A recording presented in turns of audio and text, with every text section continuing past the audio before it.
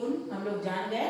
अब चौथे गुण में हम लोग आगे जान रहे हैं कि कारक चिन्हों का प्रयोग संज्ञा, सर्वनाम, विशेषण और क्रिया के बाद किया जाता है। कारक के विभक्ति चिन्ह होते हैं, कर्ता ने कर्म को करण से, ये सभी विभक्ति चिन्ह जो है वो जो है कारक चिन्हों का प्रयोग संज्ञा शब्द, जैसे यहाँ पर संज्ञा शब्द एक उदाहरण है, गीतांजलि ने आपको पतली सी पुस्तक दी, तो गीतांजलि क्या है? संज्ञा शब्द है।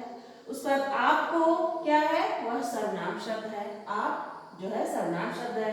पतली सी, यह जो है यह भी पतली सी विशेषण शब्द है। तो इस तरह से इस वाक्य में जैसे गीतांजलि ने आपको पतली सी पुस्तक दी, तो कारक चिन्हों का प्रयोग हम लोग संज्ञा शब्द के बाद, सर्वनाम शब्द के बाद या विशेषण शब्द के बाद या क्रिया शब्द के बाद ही करते हैं। जैसे यहाँ गीतांजलि संज्ञा शब्द है, उसके बाद हम लोग प्रयोग कर रहे हैं ने, कारक का कर्ता ने चिन्ह का प्रयोग हो रहा है। आप जो है सर्वनाम शब्द है और उसके बाद कर्म को चिन्ह का प्रयोग हो रहा है। उसी तरह से पतली सी विशेषण शब्द है और उसके बाद जो है यह पतली सी पुस्तक दी, तो ये कैसी?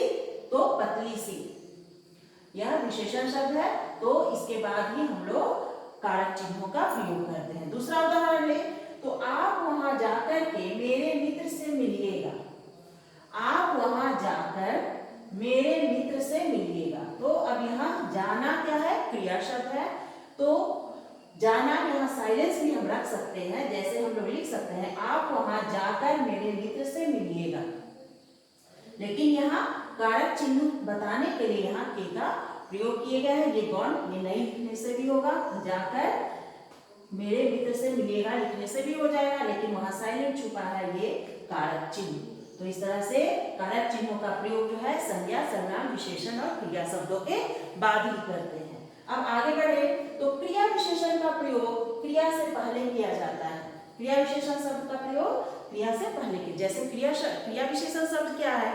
तो विशेषता बताने वाले शब्द को हम लोग, काम की विशेषता बताने वाले शब्द को हम लोग क्रिया विशेषण कहते हैं। क्रिया मतलब काम और उसकी विशेषता बताए, तो यहाँ पर एक उदाहरण है, कछुआ धीरे धीरे चलता है, तो धीरे धीरे क्या हो गया? क्रिया विशेषण हो गया, और चलना क्या हो गया? उसका क्रिया हो गया। तो क्रिया विशेषण का प्रयोग क्रिया से पहले किया जाता है। अब इसी तरह से आगे बढ़े, तो अब हम लोग आते हैं छठे पॉइंट में। छठी बातें जो है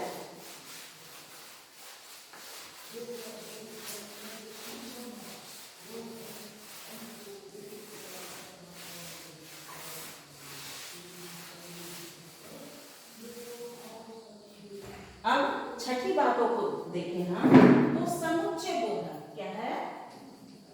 समुच्चय बोधक शब्दों का प्रयोग।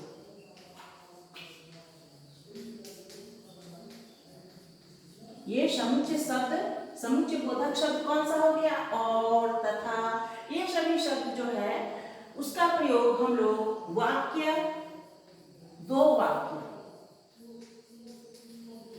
वाक्य या वाक्यांश या शब्दों के बीच करते हैं। जैसे एक उदाहरण ले लें, जैसे है राजा और मंत्री। राजा और मंत्री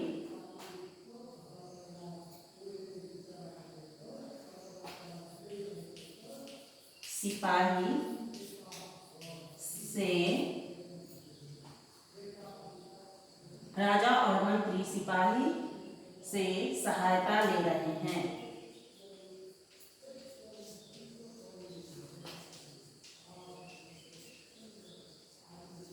तो इसमें जैसे हम लोग देख रहे हैं, यह एक उदाहरण है। यहाँ पर राजा एक संज्ञा शब्द है, मंत्री है, सिपाही है, इसमें बहुत सारे हैं। तो इस तरह से ये शब्द के बीच में और शब्द का प्रयोग कर रहे हैं। क्या कर रहे हैं? और तो ये इसे हम लोग क्या कहते हैं? समुच्चय बोधक शब्द। समुच्चय बोधक शब्दों का प्रयोग जो है वह दो वाक्यांश या शब्दों के बीच करते हैं।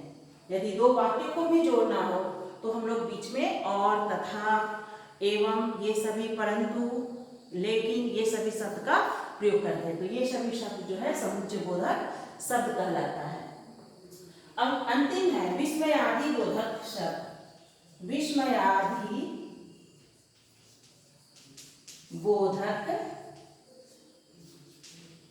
शब्द जैसे अरे, वाह,